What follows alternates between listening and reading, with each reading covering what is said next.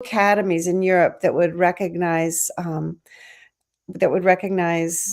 let women in and study from the Oh, nude. Tilly, Yes. could I go back from the beginning? Because I did not press the go live button. Oh, okay. Okay. All right. Here we go. Oh, sorry. That's okay. Welcome everybody, and to this Who Is She series. Thank you to the Inspiration Arts Group for giving me this platform to share this sort of passion project of mine, where I'm doing one zine a month, and I study one forgotten female artist and illustrate and write a zine about her, and then do this presentation. I'm an artist in upstate New York. I come from a family of writers, artists, curators, going way back through art history. And I love the stories, the personal stories of each person. And I was kind of sad teaching. I was a teacher for 26 years when my students would be like, oh, history's so boring. And so I always like to bring like the personal, the backstory to the art that we studied. Also in school, when I was in art school, there were very few, like less than 5 female artists that were in my books that I could look up to. And it was a very disconnect between me, who I wanted to be an artist, and there weren't any out there. In 1971, Linda Nochlin, she wrote a famous essay called "Why Are There No Great Women Artists?" And that broke open a whole new field of study. And there have been a lot of great women artists. I am finding I have just tons. People send me all the time lists of women to put on my list. And it's been fascinating. Every time I learn something about myself when I'm studying about these other women. So let's talk about Dora Maar. So Dora Maar has been kind of an enigma for me. I didn't know, on each one of my zines, I had an illustrated portrait of each artist, and I change her image. This is the 7th zine, and I think she's different in 2 or 3 of them. The drawings on the left are what I've used to describe her. None of them have quite done, who she is. She's has been very aloof and mysterious. Down in the lower left is a photographic self-portrait that she did of herself. Very few self-portraits that she did. And she's like in a mirror, you can see the framing of it around. So there's a distance between you and her. And then there's a fan right in front of her face. The image in the center down below is a detail of a painting that she does her self-portrait in. So that is, it speaks for itself. So what we do know about her is that she did suffer. Okay. And I know that what I knew before I started this was very little, but I knew that she was a surrealist photographer, and that she was Picasso's mistress, and that she's the model of the weeping woman. And basically that's what she's known by. One of the books I studied for this, all this information, is called Weeping Woman. And that's the story of Dora Maar by Marianne Cause. It was published in 2000. But what I do know is that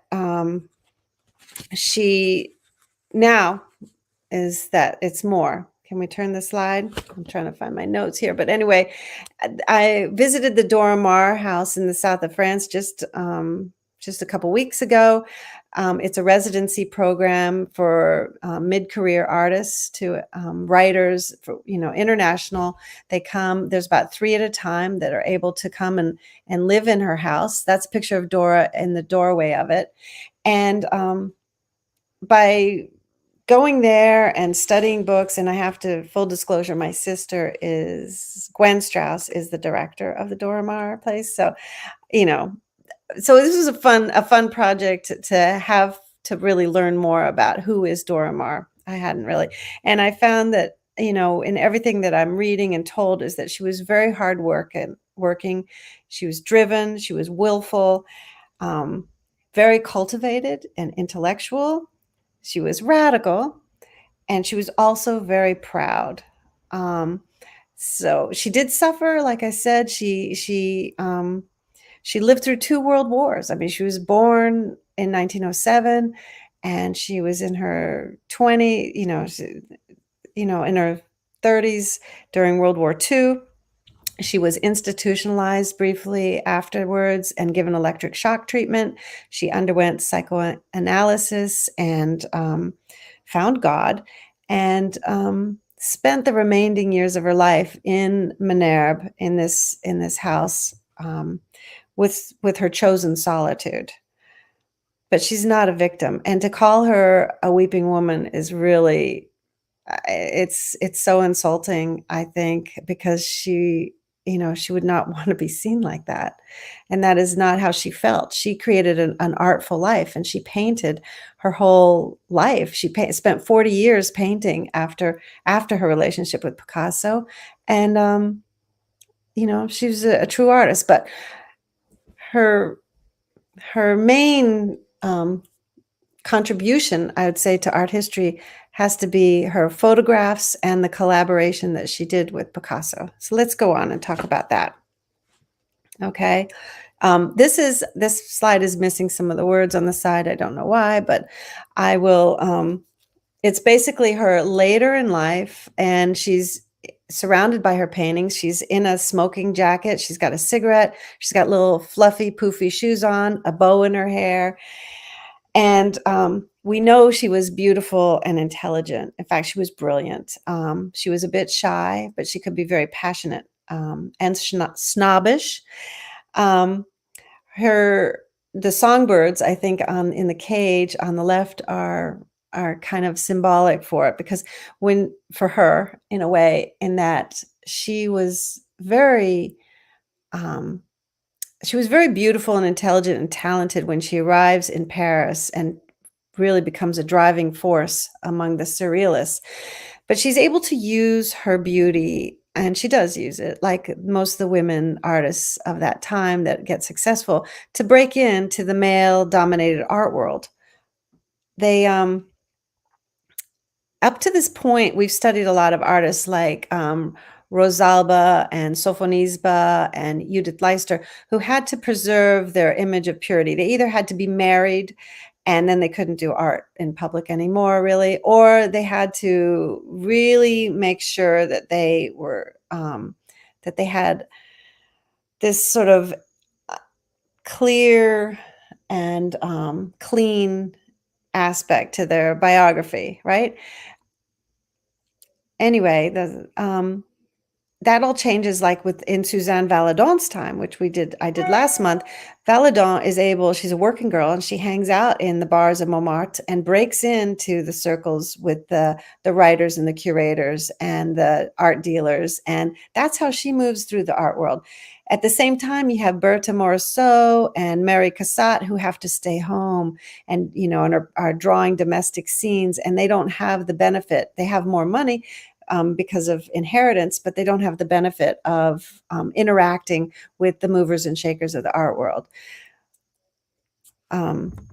Dora goes into those bars and is hanging out with those bars, and she breaks in. But the currency of her beauty and youth and talent that she's using will also be like a double-edged sword, because it breaks you in, but it also minimizes your contribution. And that's something that women had to face. So. Okay, this is a teenage portrait, a photograph of Dora as a teenager. She's born to a French Catholic mother who's from Tours, France, and a Croatian father who's an architect. And she has a very multicultural upbringing. When she's 3, they move to Argentina, Buenos Aires, because her father has a couple building commissions. Most notably, he does the Austro-Hungarian embassy, for which he gets decorated by Emperor Franz Joseph. So the parents are doing pretty well, and she has a home where they speak French with the mother, but then her outer life, she speaks Spanish fluently. So can we move to the next slide? Kind of all, okay. In 1926, they decide the family moves back to Paris, and she crosses the ocean, eager to study art and photography. She's using her camera on the thing. This is one of her images in the upper right corner that she shoots. And once she gets to Paris, she's able to sell her photographs, because this is the height of, it's a high point in literacy in Paris, and there's tons of newspapers that are born monthly, and they can print photographs very well, and she's able to translate an income from her photographs. And it starts with these photographs of studies of light on the water. And the list of schools that she attends here are kind of interesting. The Académie Julienne shows up again. And I know we saw that Paula Modersohn Becker went there, that Katie Kollwitz went there. I even have a great aunt that went there. And I just want to put it out there. If any of you out there listening want to do a study on the Académie Julienne, it's started by Rodolphe Julienne in 1868. I think that would be a really interesting an interesting story. It's one of the few places in all of Europe that lets women study from the nude, and gives them access to the instruction that men had. She also studies painting with André Lotte, which he'll come up later. They'll have a show together. And though there's not too many pictures of her at all, there is this painting of her done by a classmate, a schoolmate. And Dora is 20 years old. And in this painting from 1927, you can see in the upper left corner a black singer. His mouth is open, maybe a jazz musician. And up there's Citroën written on the Eiffel Tower, and you have cars to the right and to the left, and this whole zoomy idea of movement and music too. There's a tambourine around her head, and it's just a very exciting time to be in Paris. And this image of Dora looks pretty stylish.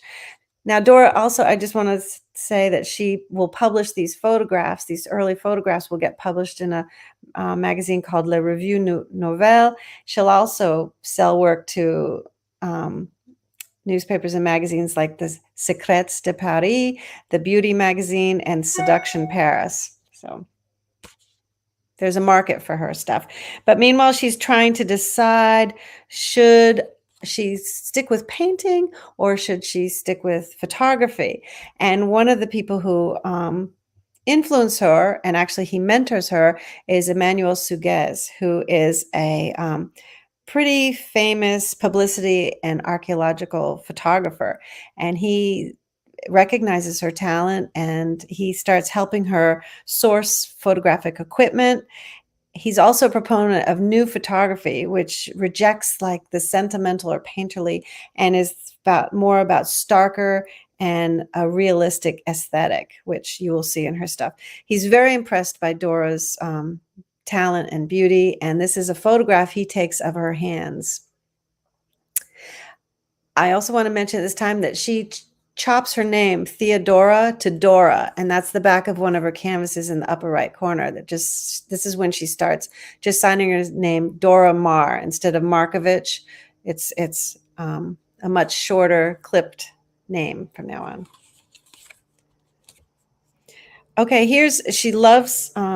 she's a street photographer, and I'm sorry, I have to apologize about the photograph in the middle somehow got flipped. This is it's really interesting. It's after the financial crash worldwide in the 30s. She travels to Spain and to England, and she's shooting images. The guy's sign says "No dole, work wanted, lost all in business," and he's holding out in his hand a small little tray of cigarettes that he's selling. Obviously, a very well-to-do gentleman, well-dressed, who's like fallen. Dora was very interested in the social differences she was seeing and in capturing the impoverished and marginalized.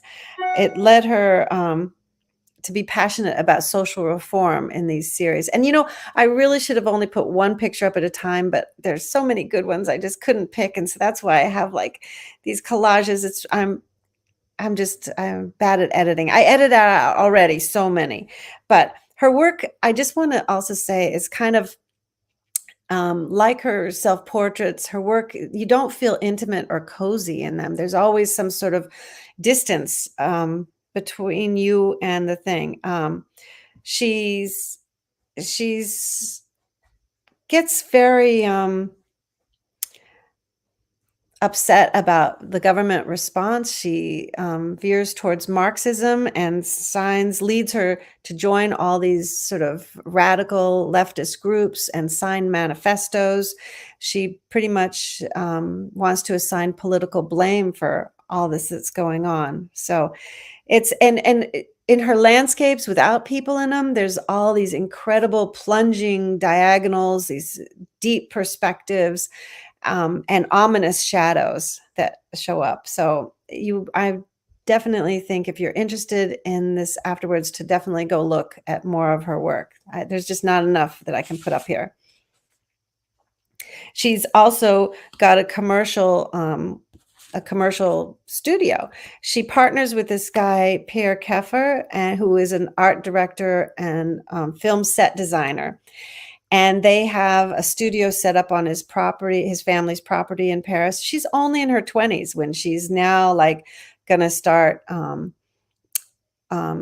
taking in this business.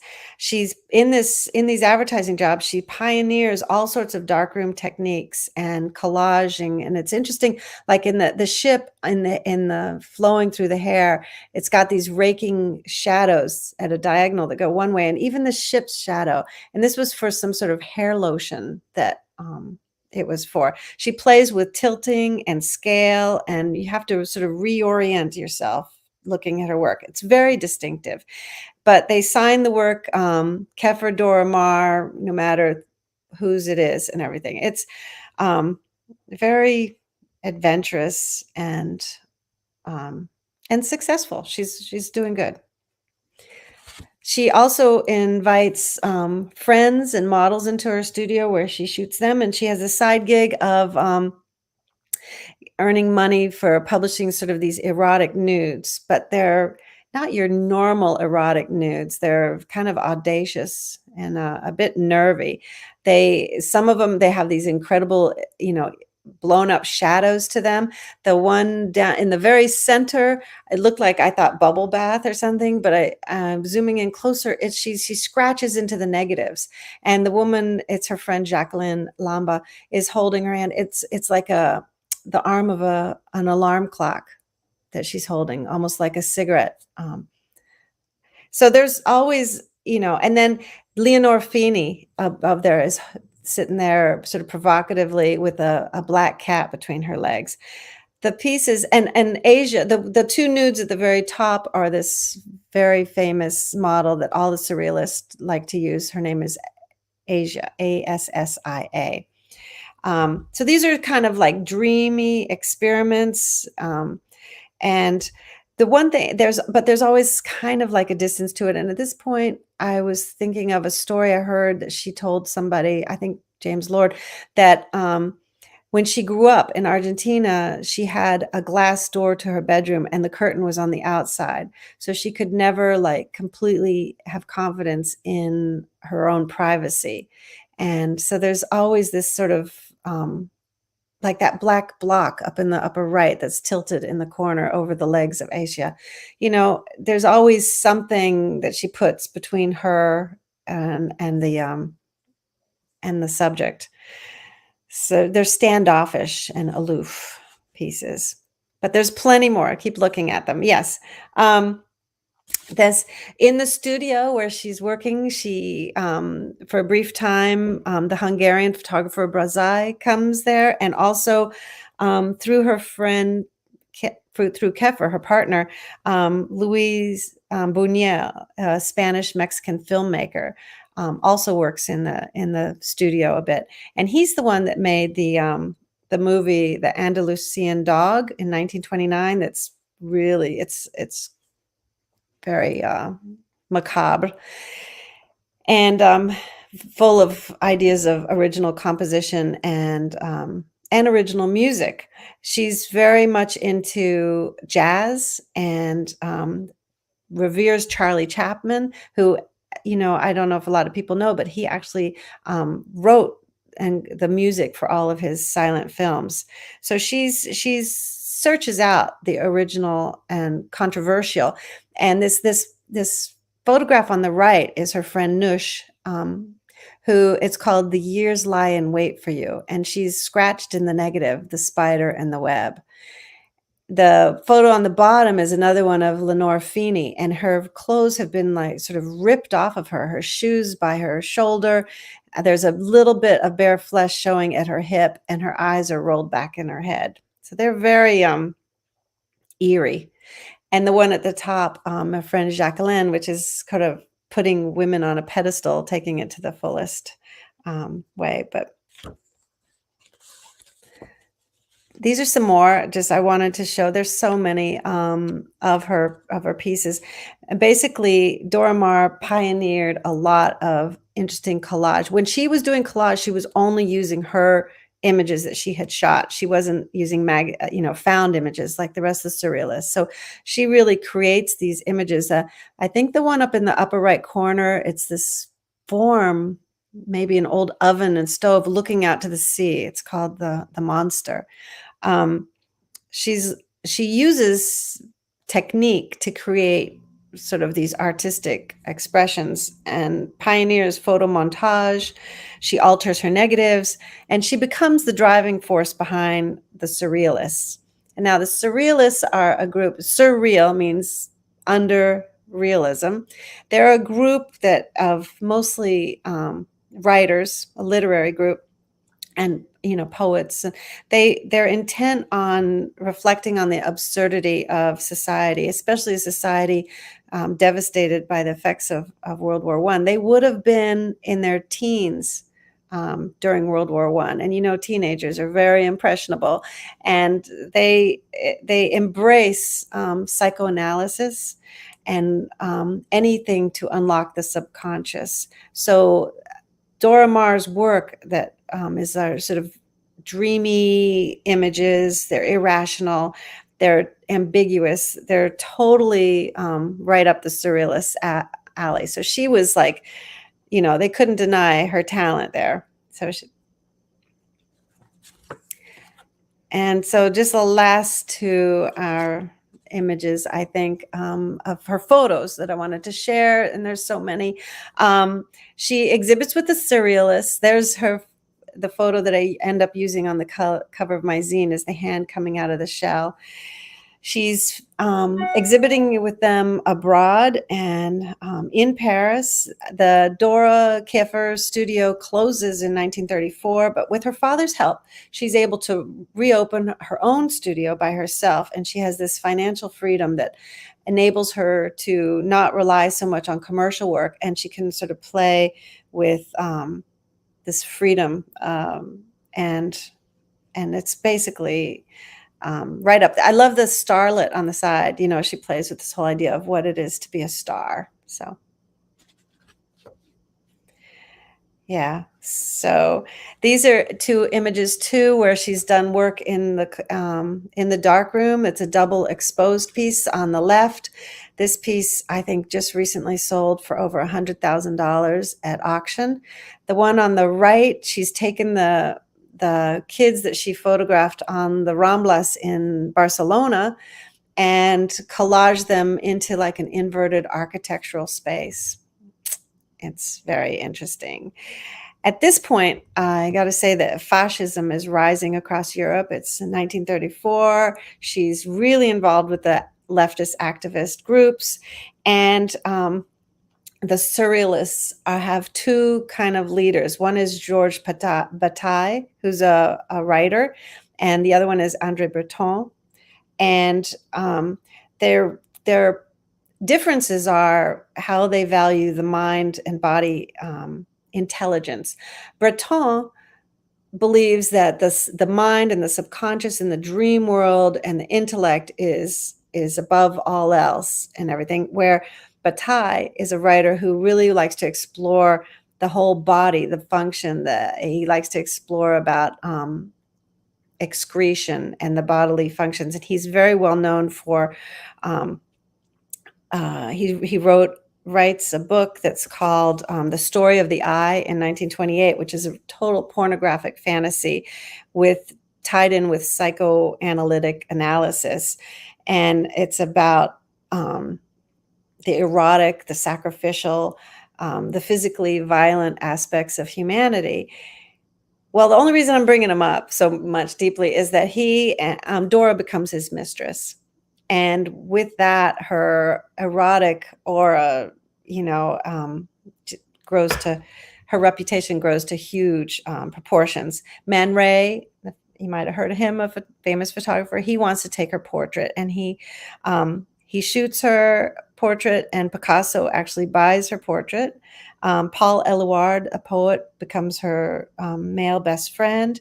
People are attracted to her. She's attracted, it seems, to this high drama and high performing extroverts. So these are two more images of hers. The one on the left is called Ubu-Roy, and it becomes a surrealist mascot. André Breton picks it in 1936 to be in a show, and he features it on the cover of the Manifesto.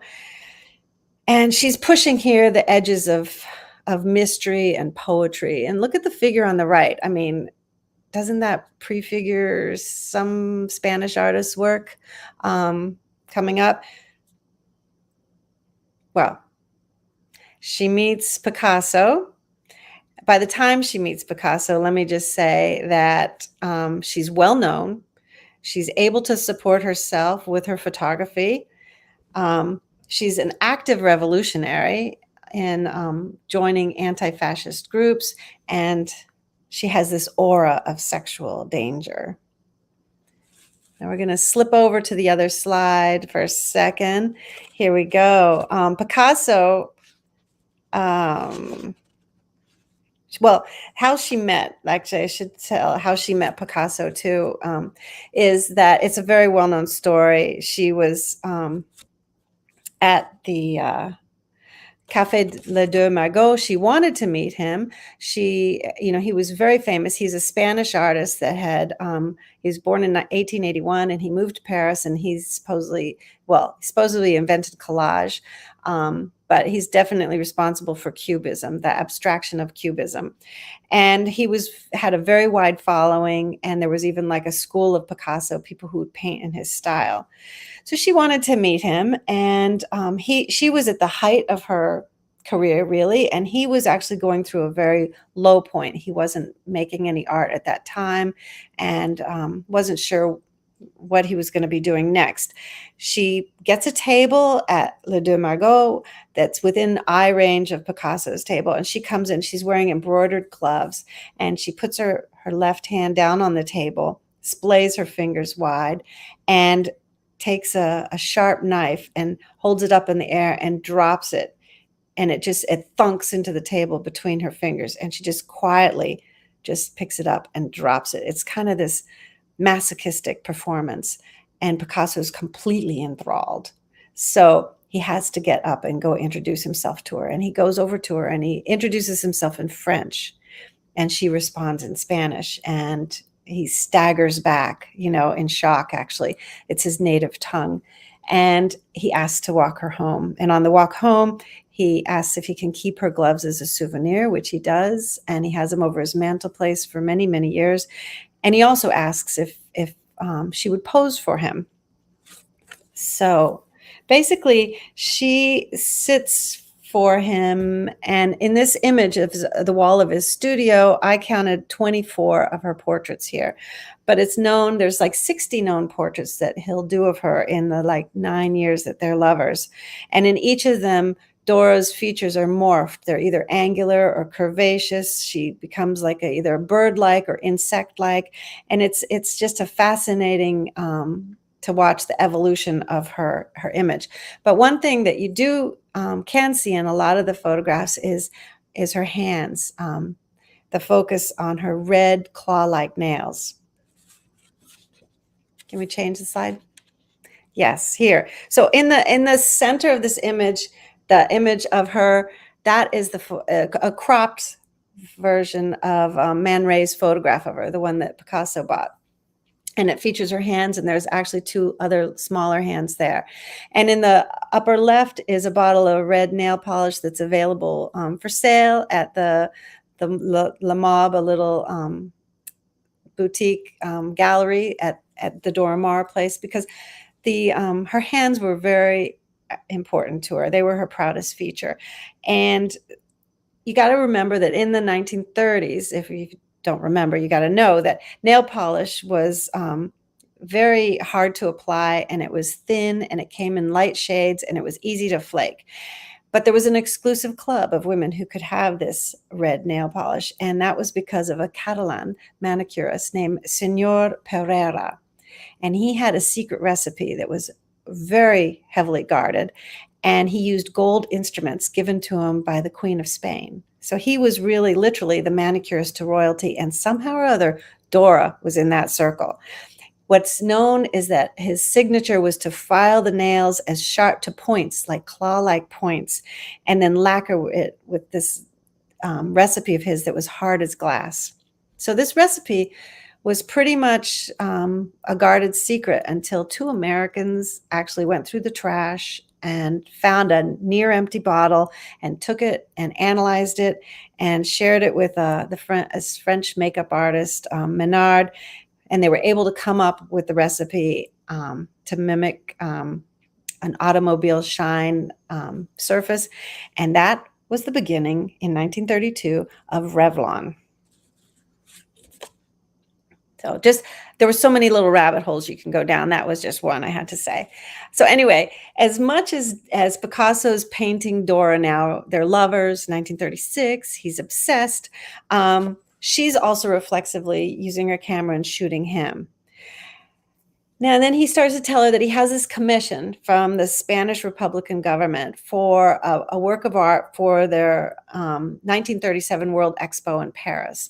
And he doesn't have an idea. He has ideas, but they're like sort of these classical things. Well, it's believed that Dora's the one that galvanized and ignited his anger to get him to paint Guernica. Now, Guernica is a painting about a small village in Spain that was bombed from the air and just decimated. It was a defenseless place. And Dora has the article. She's much more politically aware than Picasso was. And she slaps it on the table and says, this is what you should paint. Well, it was exhilarating, I'm sure, because it was quite a challenge for Picasso to do it. And the political stakes were pretty high because this was a radical subject matter. So they agree, they're just working on this as a collaboration. Dora really believes it's a collaboration. And she agrees to document the process as he's painting this. So these are two images of him working on it. Can you change the slide, please? And this is the painting. And the beginning. Guernica is 11 and a half feet tall, 25 and a half feet wide, and it's completed in about a little over a month.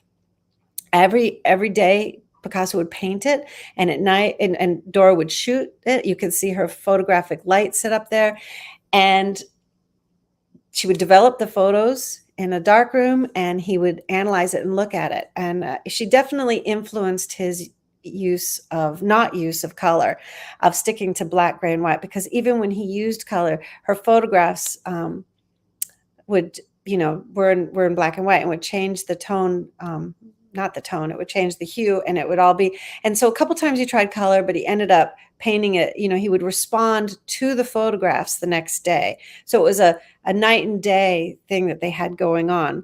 And Dora was amazingly had access to this sort of evolution of the painting, which was really interesting for all of us now to see how it came about. There's a lot of changes he does in the piece in the editing, and normally we don't have that kind of access to how an artist thinks, especially great artists like Picasso. She's invited to paint on the horse. I'll show you a little bit of that later. One of the things about this piece is that there's no it's there's no tears in it. Okay, we think that there's tears in it, but there's not. Picasso's trying to capture the first startling moments of the devastation that happens. So let's change the slide, please. And here's two more images on the left, top and bottom, and you can see different stages at the top. I'm just pointing out a couple differences. Along the bottom left corner, a man is face down, and then you see at the bottom, he's changed to face up. You can see that there's collage aspects put in above, like just above him, and those have been removed. Dora poses for the arm holding the lamp out by the horse's head. And also the horse, if you look at Guernica in real life or up close, or if you get another photograph of it with a better zoom in, the pattern on it that she paints on it is like newspaper print. It's like these little black lines across the body. So at this point, so there's no crying. Like I said, Picasso said he debated right before the end of putting in one red tear and then decided against it. Dora and him experiment in the dark room at night too with some, Picasso starts painting on some photographic plates, and they do a series of photographs, which I'm not sharing, but it's something else to look at. And they're signed Maar. But Picasso comes out of there and says, this is, she changed his ideas a little bit about photography as an art, but he really still believed it was a tool to document. And he tells her, look, you are behind every photographer is a real artist. You really have to paint. Painting is the highest form in the hierarchy of the arts. So he convinces her to give up her photography. And he actually takes all her equipment and uses it in his own studio. And she starts by copying some of his portraits of her. And basically, I wondered at that. I said, why? I asked my sister, why would she copy, his paintings, And my sister pointed out that basically the education at the art education, classic art education, was all about copying a master. And Dora definitely believed Picasso was a master. She said, after Picasso, there's only God. This is one of her paintings. I have to say that one of Picasso, he calls his choicest memories, is in the middle of doing Guernica, Marie-Thérèse Walters, who's his other mistress. He has a private mistress. Dora's his public mistress. His private mistress has just given birth to Maya, a young Maya Picasso, a little girl. And Marie-Thérèse comes barging in the studio and tells Dora, get out. He's mine. I have had his child. And Dora says, well, I haven't had his child, but I have every right to be here. And they turn to Picasso, who you can imagine is probably on a ladder looking down at them. And they say, choose. And Picasso says, no, you fight it out. And apparently there's a wrestling match that goes on at that point. He called it later in his life one of his choicest memories. But this is a painting that Dora does of her and Marie-Thérèse Walters, and it's called The Conversation. And I just think it's interesting that Marie-Thérèse is at the table and Dora has her back to us, looking away. And then in the other corner is an image of Dora's studio. She always kept a separate studio. She never lived with Picasso. She only came over to his studio by invitation. So she always kept her own self and her independence, I'd say. And this is a motif, an alarm clock motif. These are sketches of alarm clocks. She was obsessed with alarm clocks by the end of the war. I just got to say that back to the Weeping Woman, there were many, many reasons for Dora to be crying. And let me just list a couple for the last 5 years of her relationship with Picasso. Her friends, it's World War II. Her friends are disappearing or being deported or going, to other countries. And with a name like Markovitch, she's terrified that the Gestapo are going to come and question her at all times. And basically, when the Germans are right outside of Paris in 1940, Picasso sweeps Dora up with Marie-Thérèse and Maya, and they all go to the Atlantic coast, which is about 6 hours from Paris by car, to a town Royan. And he lives with Marie-Thérèse in a house and puts Dora Maar up in a hotel. Also, their friends, the Bretons, Jacqueline Lamba, her good friend that modeled for some of her, who's married André Breton and has a daughter. They come along. So Dora's watching out the balcony a lot as these two young mothers, Marie-Thérèse and Jacqueline, and Picasso and the men and the little girls, the babies, are playing. And she's also, we know at this time, dealing with a lot of doctors because she seems not able to get pregnant. So she suffers a lot from jealousy at this point. They go back to Paris. Jacqueline and André Breton and their daughter have gone to Marseille to try and get visas to leave. And Jacqueline's sister, who's unwed, has gotten pregnant by a German POW. And at 6 months pregnant, she can't get a visa. She goes back to Paris, and Jacqueline begs Dora, please take care of my sister. So Dora invests a lot of her energy into this pregnancy and this baby. She becomes the godmother. And unfortunately, when the baby's like 5 months old, she dies of complications of bronchitis and starvation. All these people come to give the young mother their sympathies, and Dora's kind of like out there. Nobody's really paying any attention to her. Also, during this time, during curfews, she's actually on the phone with her mother one night having an argument, and the phone goes dead, silent. Actually, the mother goes dead. But she has to wait all night till the curfew's over before she can rush to her mother's apartment, and that's when she finds her. So the grief that's going on, it just is a lot. And on top of that, Picasso's now got much younger than Dora, lover, Francois Gillot, that he starts to traipse around and introduces to her his newest muse. So it's a hard time, and Dora's painting these alarm clocks. This is, he breaks up with her. She has a couple shows. She still keeps painting. She has a couple shows. She shows 21 paintings with André Lot at the very end of the war. And that was her old art teacher. And she has shows in 1945 and 46. And even Francois Gillot writes, they're favorably reviewed. Francois Gillot, the new mistress, writes that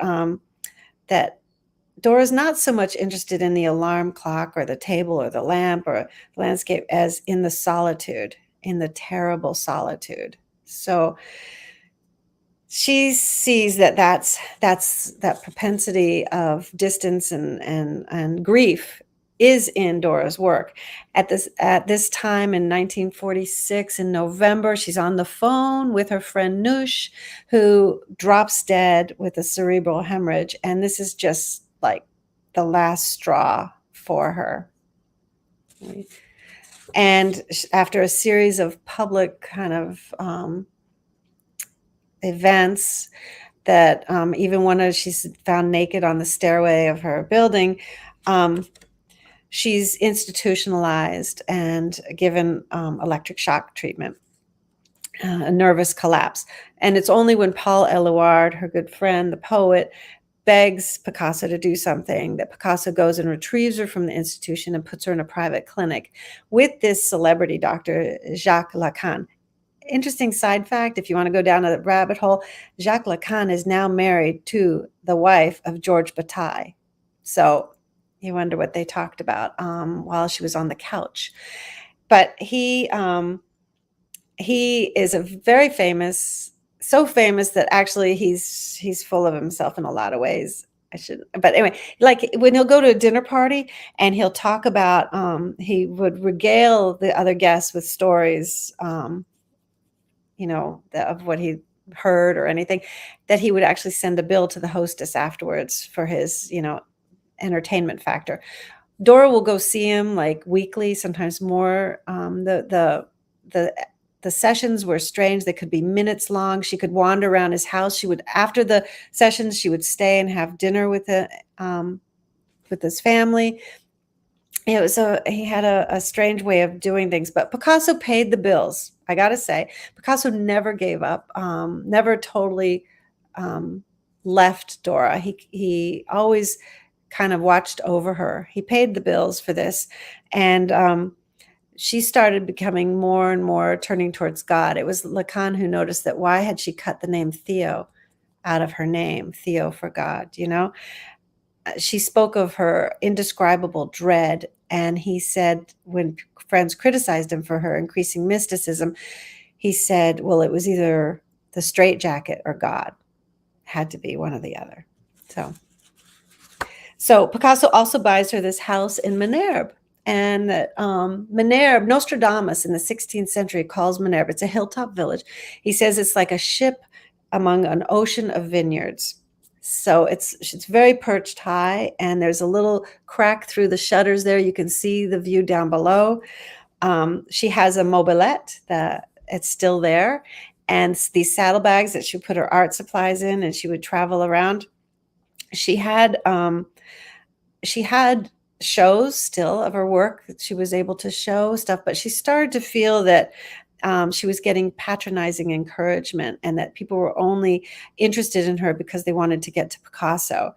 And in fact, she felt betrayed. Especially, she had a good friend, James Lord, who for like 2 years squired her around to parties and friends' vacations. And they had a little squabbling over a little Picasso that she had given him and then took back. And he ends up writing her like a 7-page letter about all of her worst personality traits. And then he publishes a book about Picasso with her in a very bad light. So she starts to guard her privacy more and more.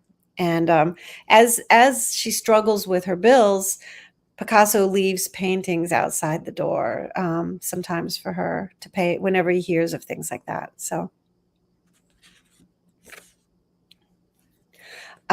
she comes under the influence of this Benedictine monk named Don Jean de Molion, who was an ex-military man who valued hard work, discipline, and hierarchy.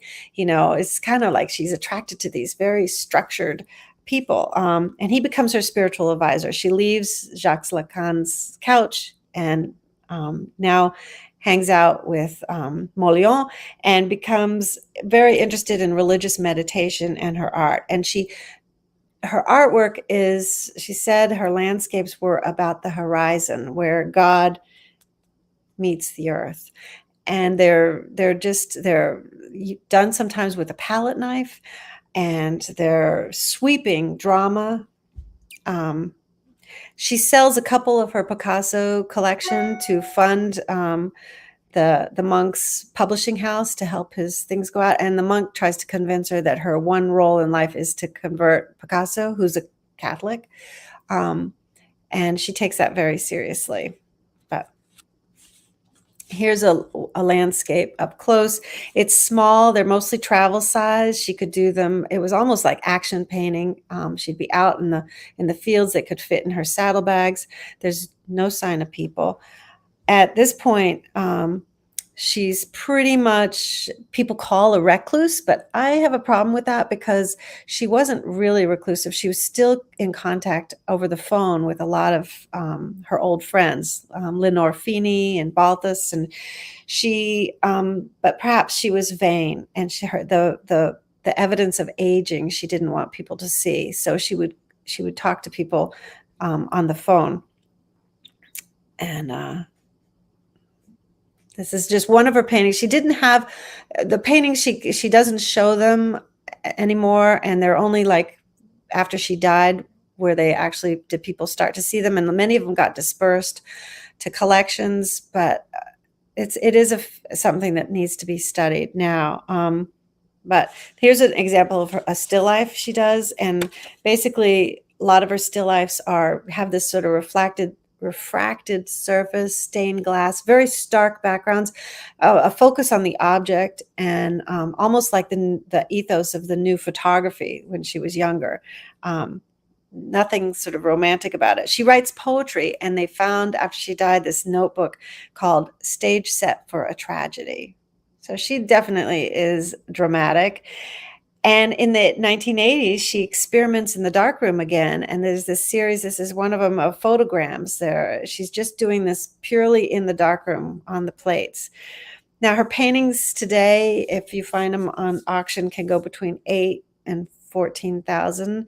But it's her photographs that people really fight for, collectors. And they they go up to $50,000 to $100,000. It's pretty amazing. So Dora Maar, she died in 1997, outliving Picasso by 24 years. And I got to say, by studying her, I kind of took a much kinder look at Picasso. She wasn't a victim. And so you can't say that he was the victor either. He was generous with her, but he was also controlling. He felt a responsibility to her. His collection, the artwork that she had of his, was worth 16 million euros when she died. He was masochistic. He came to Minerva one time and he painted the toilet seat, and he said that was so that Dora Maar could think of him every time she took a shit. But she sent him a rusty shovel blade, and he was delighted with it. And he ran through the house. This is according to Francois Gillot. He delightedly saying, "Look what Dora sent me. Look at what Dora sent me." So they had this correspondence with each other for his whole life, and it was that. So one of the things these are some of the books I read, and I just in the 4 images of books in the top corner, on the upper left, is a book by Brigitte Benkemoun, and it's called Finding Dora Maar, an Artist, an Address Book, and a Life. It's a very fun book to read. And this woman bought something like on eBay online, and it had this strange address book in it. And as she's with these incredible artist names in it. And as she's looking through it and doing research, she comes to the conclusion that it's Dora Maar's. And through each chapter, she picks, that's where I got about the manicurist information. So it's a fun read. And can we go on? Oh, yes, I'm not finished with the Dora Maar zine. I'm a little bit behind, but it will be coming soon. I have the rest of my zines in the series are available on my website. The Sofonisba and La Rosalba are sold out, but I'm very excited to do that. And in the zine are a lot more rabbit holes and more about her shows that she's in and more about the magazines that she published in earlier. So thank you. Let's look at, I think there's one more slide about the next artist. Yes. So the next artist I want to do is Gwen John. I'm pretty excited to learn more about her, and I hope to be back here September 27th at 6 p.m. So thank you for joining me, and forgive us for the mess up at the beginning and the delay getting started. But I appreciate you guys. I appreciate being able to share this. And my one hope is that all of you go out and look for Dora Maar's, ask for Dora Maar's, and really take note of the star she was. She wasn't just, it's frustrating some of the things you read saying that she was influenced by men, all these other people, but she was her own incredible, technical, creative, unique artist. And nobody can take that away from her, or can they? Thank you.